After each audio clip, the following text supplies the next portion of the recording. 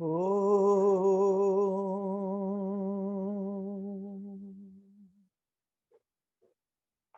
सहना भवतु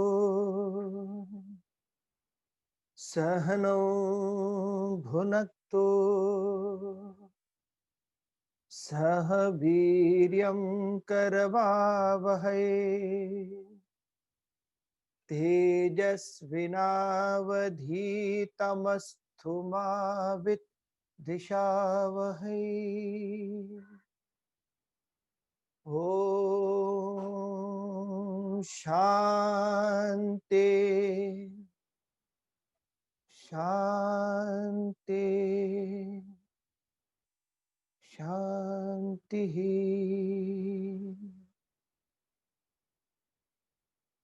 Om, may He protect us both.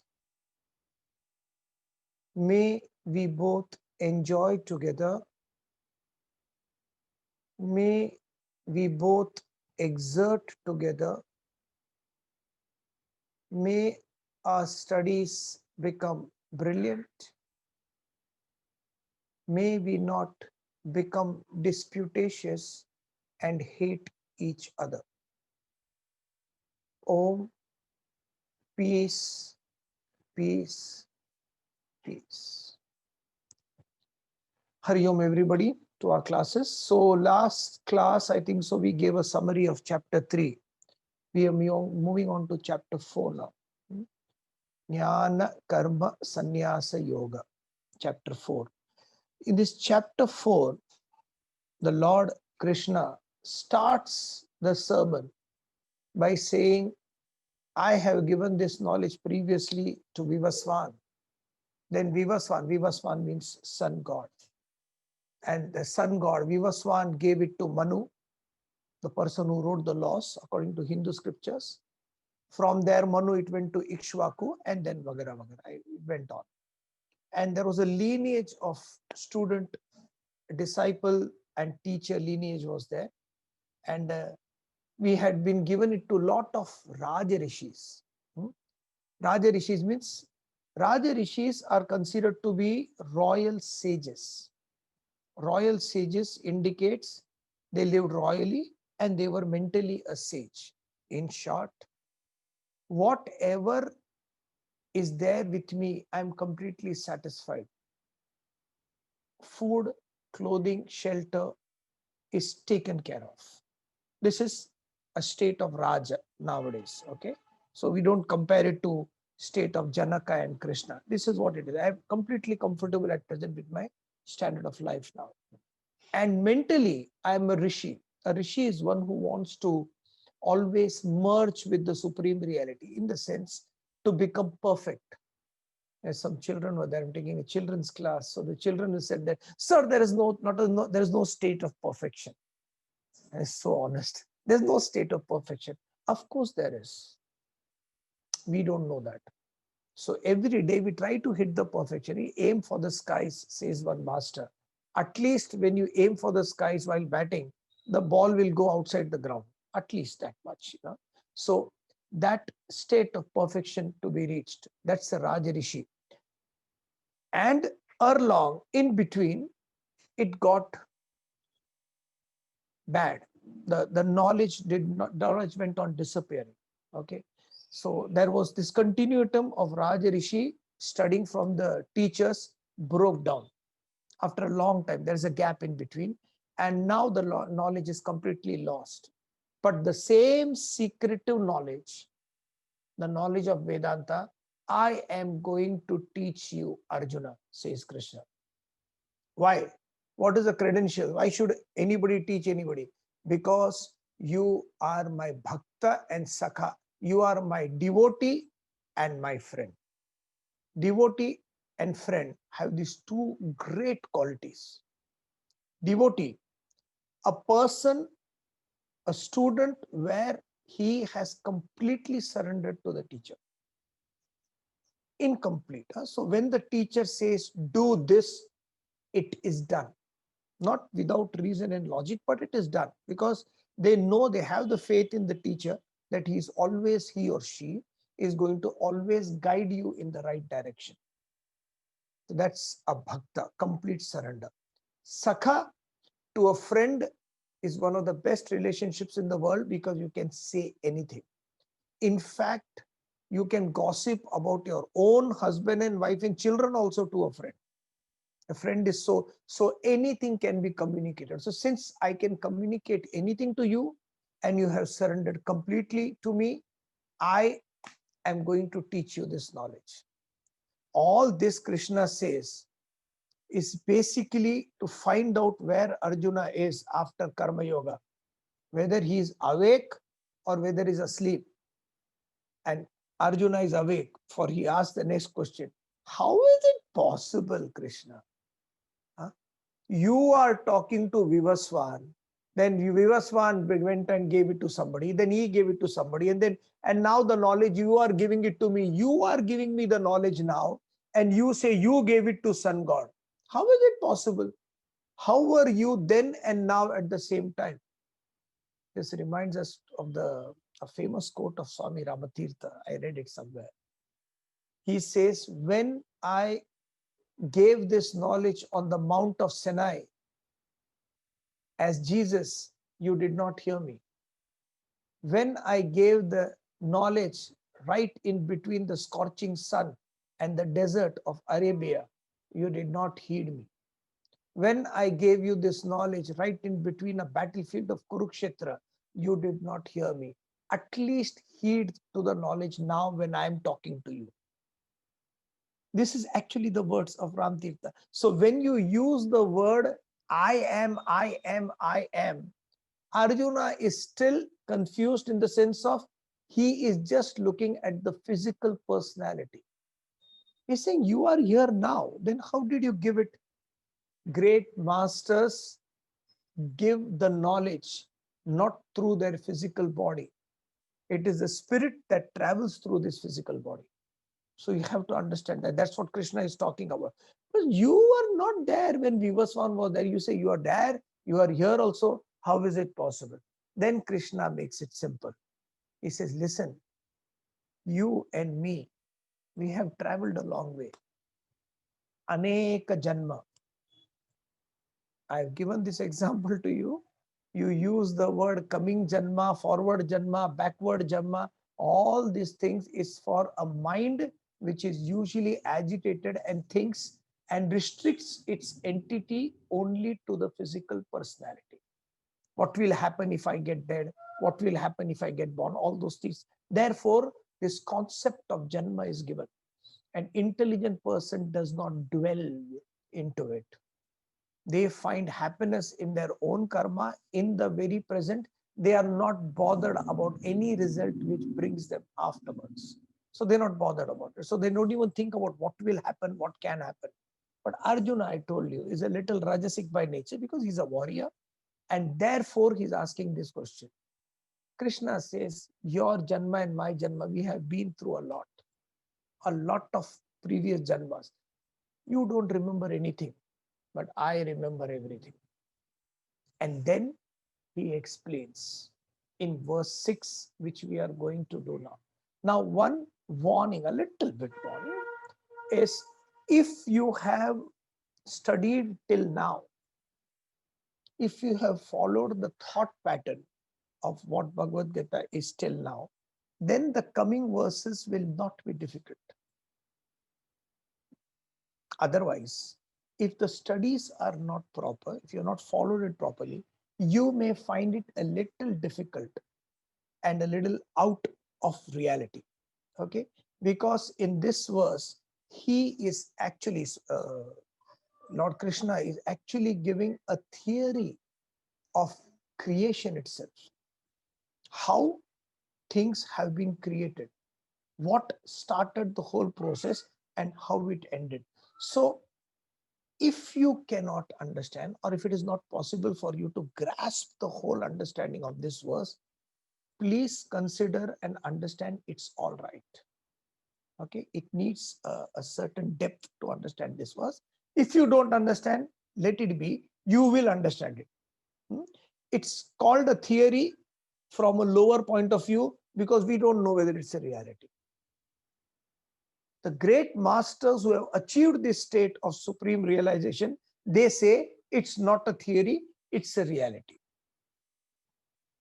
This verse explains how the infinite reality, the supreme reality, came into finitude, came into the temporary aspects of Jivatma.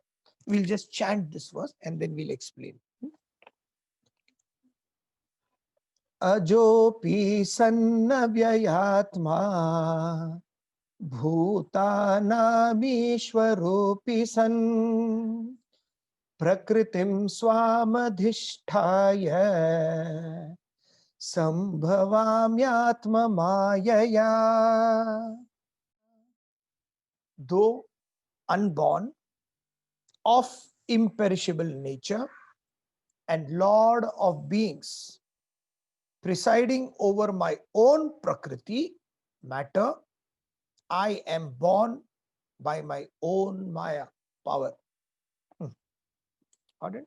Very easy. To understand, it's very easy. To get it into the system is very difficult. That's where you need the study. Unborn, the supreme self, the supreme reality is not born. It is. Just as the tree is. The tree is cut, the wood is. The wood is made into a table or a chair. The table is. The isness does not go. Only the matter changes. Ultimately, it is burned, the ash is. Then fertilizer is. Then tree is, sapling. So it's a cycle. It never ends. The isness. Like in Bible, Jesus says, I am that I am. Jesus doesn't say it, the God's word is saying, I am that I am. So that I am is what he's talking about. It's unborn. Since it is not born, anything that is born has to die. Anything that is material is born and then it dies and it borns again. So there is no death and there is no birth. Unborn. Since there is no birth and no death, it is imperishable. You cannot destroy it. It is there. The supreme spirit is there. It can. That is the reason majority of people have this notion, as far as Hinduism is concerned, that when a person dies, the Atma goes away. When a person dies, as we discussed before, I'm just catching it up, nothing goes anywhere. We are made up of these three bodies, plus the self, that is the sustaining power. So we are made up of this gross body. We are made up of the subtle body, that is the mind and the intellect. We are made of the causal body, which causes the mind and the intellect, given a term, given a name in Vedanta called vasanas. Okay? And all that supports this is ignorance of the supreme reality. So when we understand the supreme reality becomes a substratum and all these things are there. Now, when death occurs, the physical body remains as it is. That also doesn't die because physically it dies, but it changes form. Anyway, it's going to go on. Internally, the subtle body, mind and intellect, and the vasanas, they move and they go towards the next embodiment. Whatever the predominant desire of that person, whatever the so-called collective force of his or her vasanas, it takes birth in that particular environment. Atma never goes from here to there because Atman is everywhere. When something is everywhere, something is an all omnipotent, omniscient, omnipresent reality, it doesn't have a birth and death. Therefore, it is imperishable. So this verse is looked upon from the standpoint of Brahman. Now you remember this. There are always two standpoints from our side. When we are looking at things as an individual, we have the standpoint that I am an individual and I need to merge with the totality. Okay, so individual and totality, there are these two standpoints. From the standpoint of Brahman, there are no twos. Brahman is only one because it is imperishable, it is infinite. So something which is infinite cannot have anything finite within it. If there is finite in the infinite, then the infinite is not an infinite, according to mathematics, right? So this verse is talking from what happens in Brahman. This is exactly, we have three states of consciousness. One is the waking state of consciousness. Now what we are, awake and listening, you are listening and I'm talking. Second is the dream state of consciousness, where we will be, if 15 more minutes I talk like this, you will enter a dream state of consciousness. Dream state need not be sleeping. Most of you can just look like this to me, smile, and nothing goes in. It's gone through.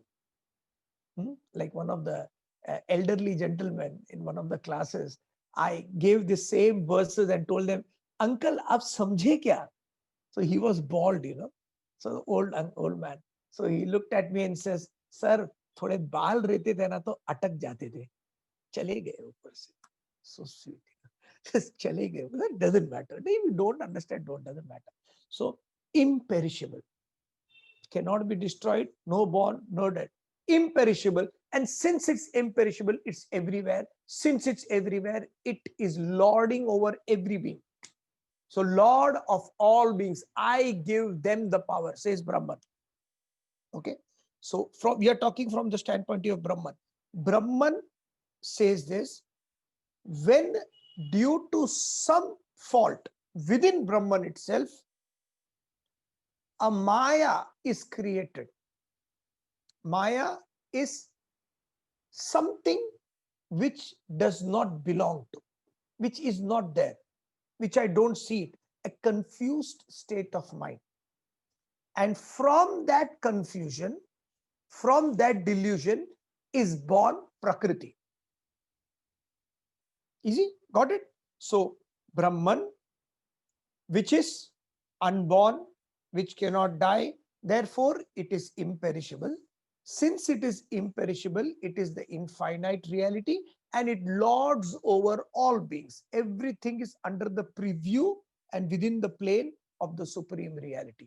Such a supreme reality, when it goes through its own Maya, own delusion, a Prakriti is created, an alternate universe, so-called, is created. That's all is the verse saying. When you are in a dream state of consciousness, so you have the waking state of consciousness, you have the dream state of consciousness when you dream, and you have what we call the deep sleep state of consciousness when you are deep in sleep. In deep sleep state, there is nothing. There is no world, there is no Vedanta, there is no husband, wife, children, no responsibility, no problem. You don't have to do anything. You don't have to take care of anything. Therefore, it is one of the most pleasant states. Whenever anybody is in deep sleep, it's a different tone. You lose all your consciousness and some people start snoring also.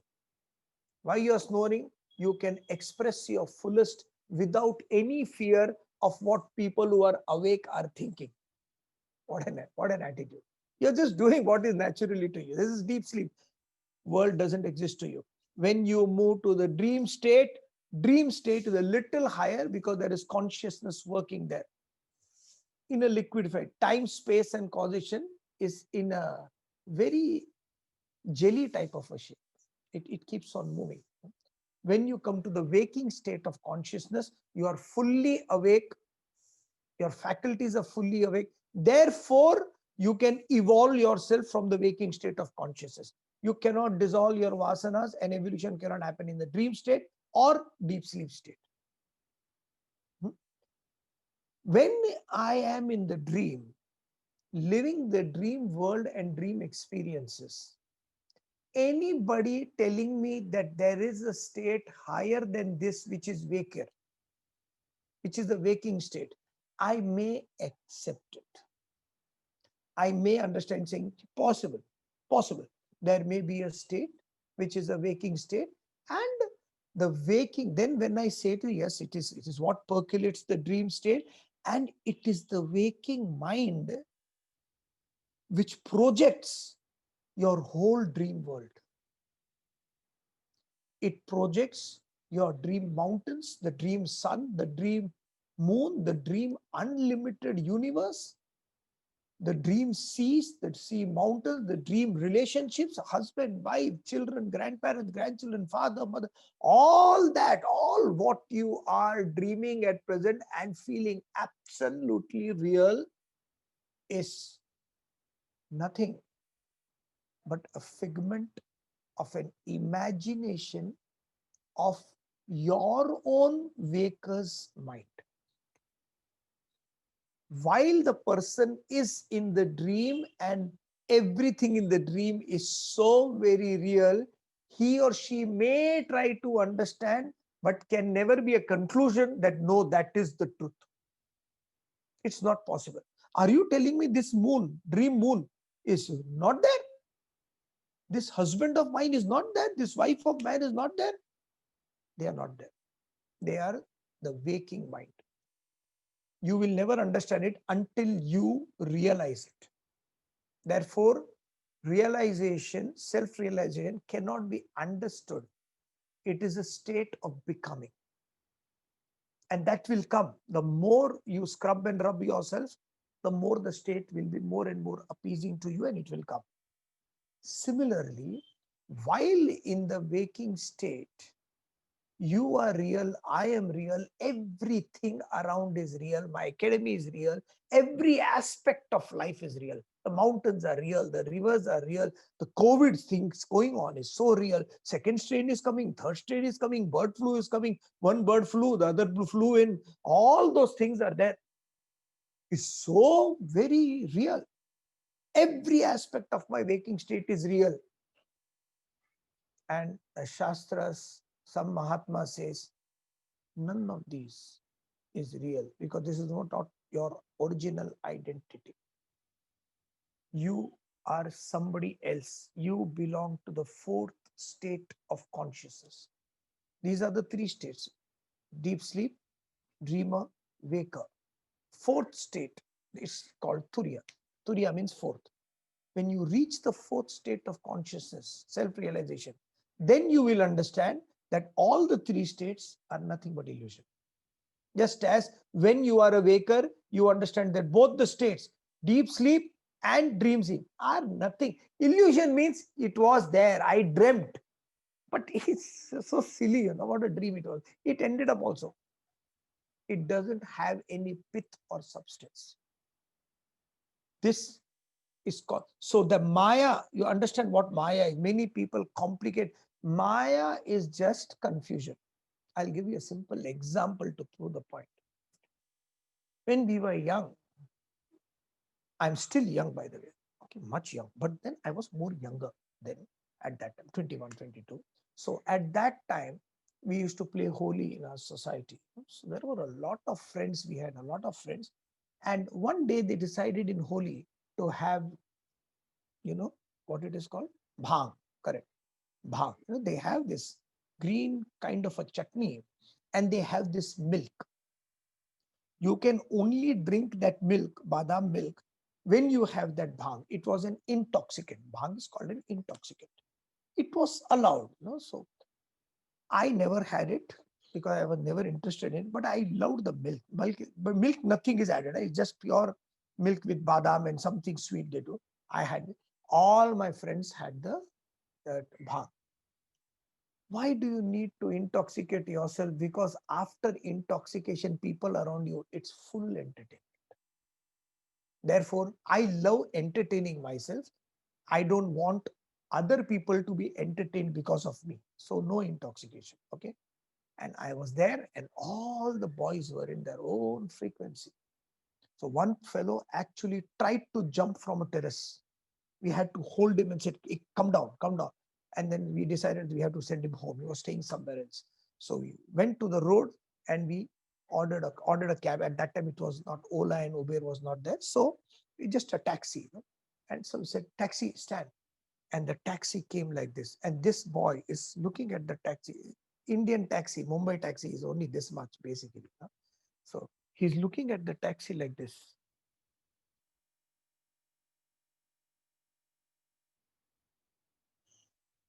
And then he's looking at me saying, "Huh?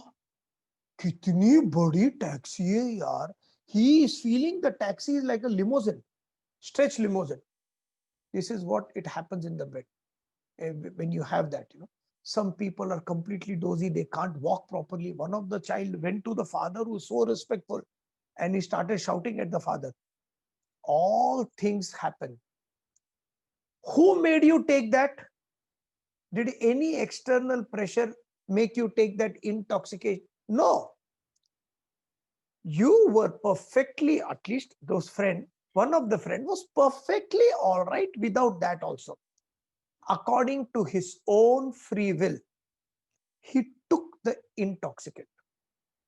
And then the mind started moving in a different frequency. He imagined a world which was not there. And in his imagination, it was very real. Others knew it was not there. But in his imagination, it was very real. So he used to cry really badly, tears in his eyes. He used to laugh and the laughing will not stop. All the emotions are real for that person who is intoxicated. His world is real. But somebody who's not intoxicated, they understand that these people's worlds, what they are enjoying, is not real. This environment created is called Maya. This confused world where everything is topsy-turvy and feels like everything is so real is Prakriti. Brahman has nothing to do with it. Within Brahman itself, this has happened. So people ask, but Prakriti is world is there, no? So the supreme reality is only there, world is not there. But then where did Maya come? Question starts. See, because people are not thinking. So that is the reason in this verse, I don't want any questions. After 1 week, you ask questions. At least 1 week sit. So immediately don't type a question. Sir, this is what Maya is. You said this. Don't. I am not going to answer anything. I am going to answer it only next week now. Don't ask any question for the next 4 days. I want you to reflect on it. When you say the world exists, then the world is existing. When you say the supreme reality is only that is existing, supreme reality is the only thing that is existing. You are what you think you are. If you identify with the supreme self, the world does not exist. Just as when you identify as a dreamer with the waker, that means you have woken up. And once you have woken up, the dream state is not there. In short, not there means it has lost all its bite, all its pith and substance. It's a nothing to take serious about. Similarly, when you identify with the Supreme Self, you will still be here. Physical body is here. Law of karma will face your body, mind, and intellect will go. But internally, you will be completely switched off. Nothing will happen to you. You will live as everybody is living. You will dance, you will have fun, you will do everything, but internally, you are completely disconnected by the happenings of the world. Therefore, whatever you do, you will do it for the betterment of somebody else. Doesn't matter. Whoever comes, what can I do for you? And because that's by default, it happens. Again, the motive is not that I want to help the whole world, the world people are suffering and they are so ignorant. There is no motive. This help comes because it's impromptu. Has no desire. They need to do something, you do it. You know something, you share. That's all. There's no desire for that. This verse explains that. From supreme reality, which is unborn, which is imperishable in nature, which is the Lord of all beings, due to delusion, Maya. Then from where did the delusion come, sir? So there's one person in our class, he loved this one question. Every time we would say that supreme reality is there, from there vasana was created. Vasana means ignorance. So from ignorance, one vasana was created. And then from one asana, so it was vasana plus you are born with self-effort. You can put an effort to reduce, eradicate that vasana or increase their vasana. So if you function on likes and dislikes only, those desires will keep on increasing. At present, this is the concept. At present, I am in a state vasana raised to n. Number of vasanas are there plus self-effort. Now with spiritual evolution, with proper mode of discipline, studies and conduct, I will reduce my vasanas, stop functioning on the likes and dislikes, and slowly go to vasana n-1, n-2. It will go until I reach the first vasana. When I reach the first vasana, with my own effort, I will reach the state of self-realization. This is the theory given. So that man used to ask me, old man, this sweet guy. He said, sir, from where did the first vasana come? This is a lovely question everybody wants to ask. From where did the first vasana come? So I used to answer him, the first vasana came from ignorance. Yeah, but from where did the ignorance come? He said, ignorance came from Brahman. But you are saying, sir, Brahman is all pervading reality, all knowledge. Correct. We are saying that. So if Brahman is all knowledge, from where did ignorance come? It's not supposed to come, because if ignorance is coming from all knowledge, that means it is not all knowledge. So from where did this ignorance come? We said, yes, you're absolutely right. Ignorance did not come. Huh? Ignorance did not come. No.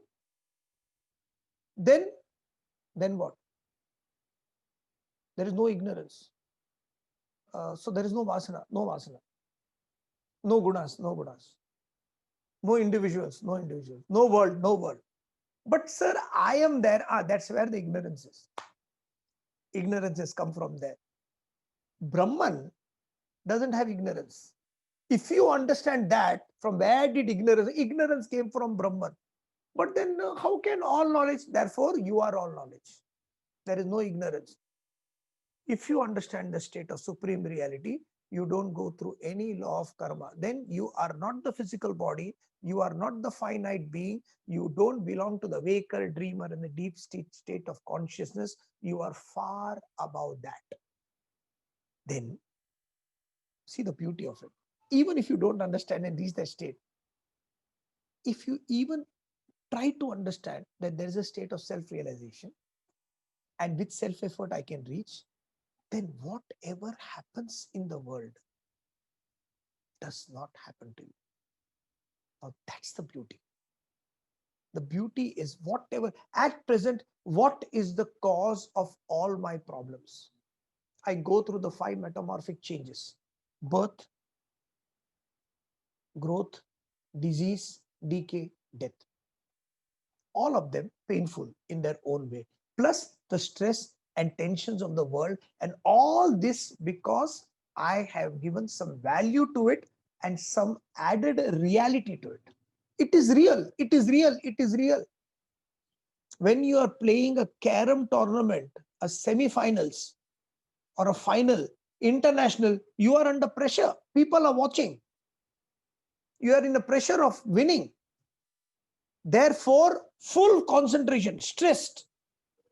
But when you are playing the same carom with your grandchildren, how much stress you are? Do you really want to win? If you really want to win, there's something wrong up there. With Children, when you're playing, to be honest, actually you like to lose. You want to lose because when you lose, they are happy and you want to see them happy. That becomes the play of your waking state of consciousness. When you merge with that state of supreme reality, you understand who you are, the waking world loses all its sting.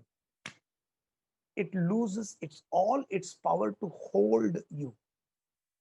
After that, it is just play to you.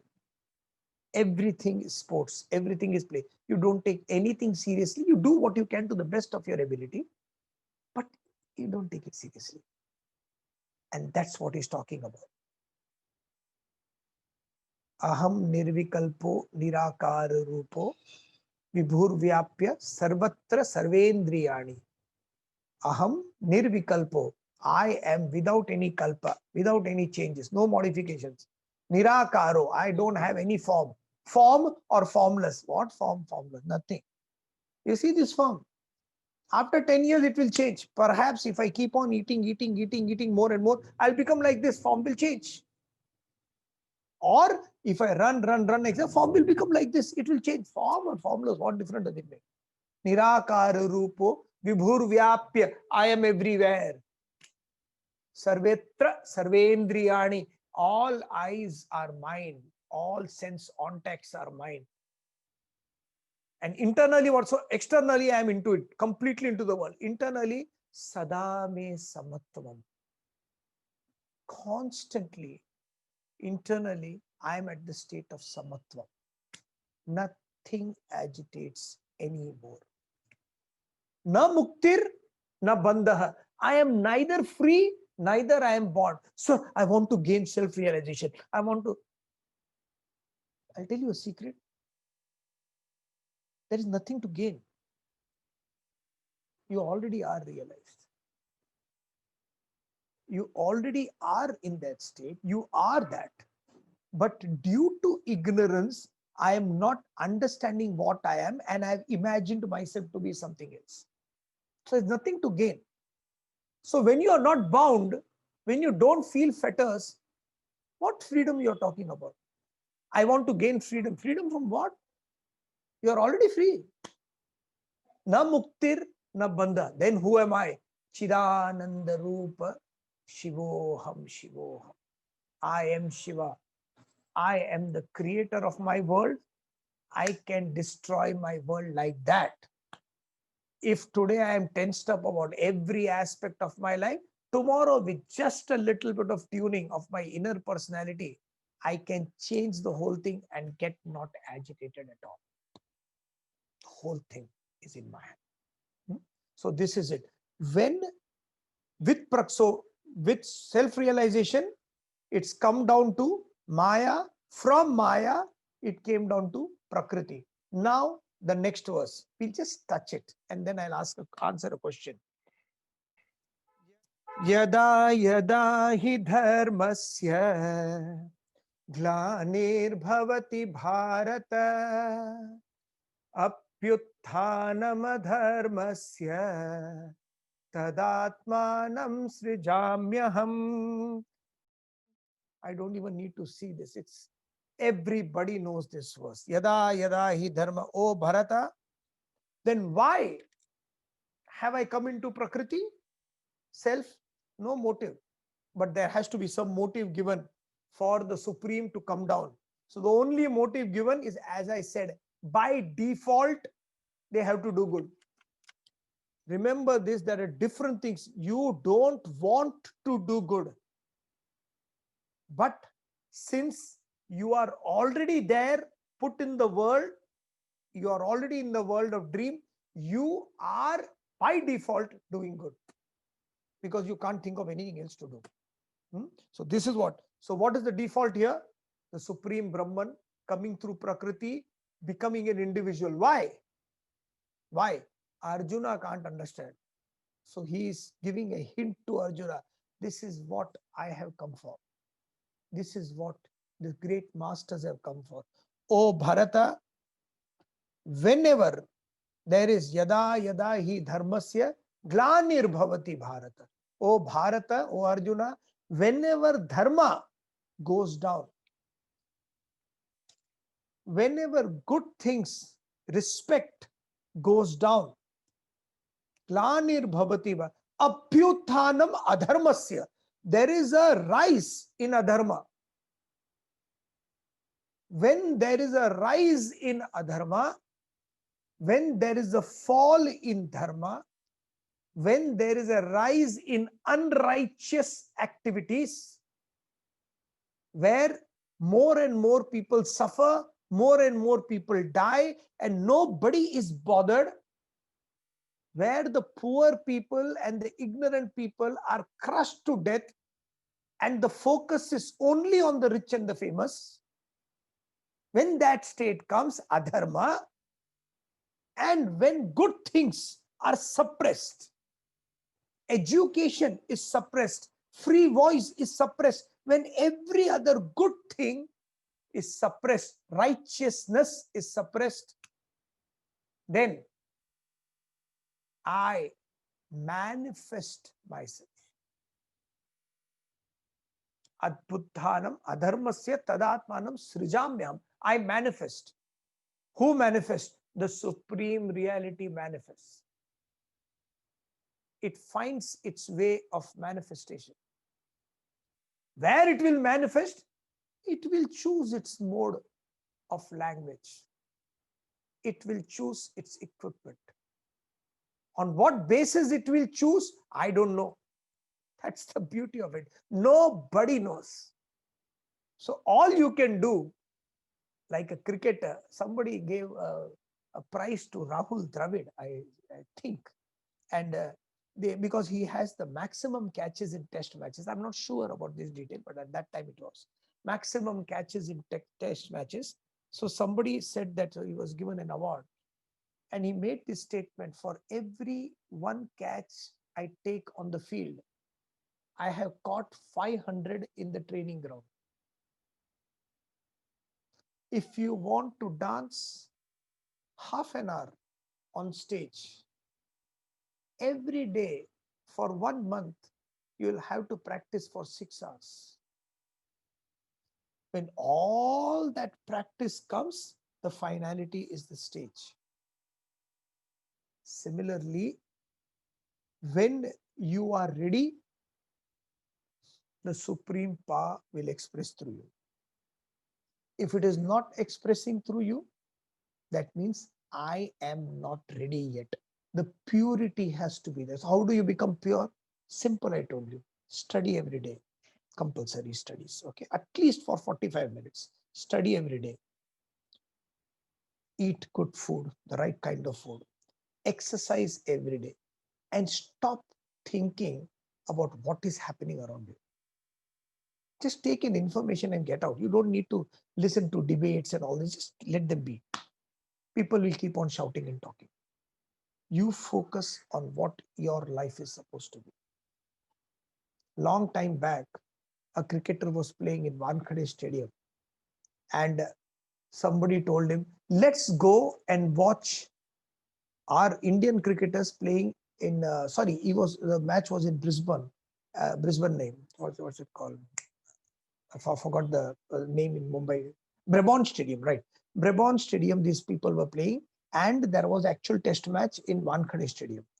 So some of the people said, why don't we go all today, not practice in Brabant Stadium, and go to Wankhede Stadium and watch. And this boy actually made a statement saying that I will not go and watch somebody just to clap. I will practice here and become. I want all of you not to go look around you and clap. You become. Reach a state. We'll continue this verse because there's a lot in this verse. Okay. Thank you very much. We'll continue next time. Oh.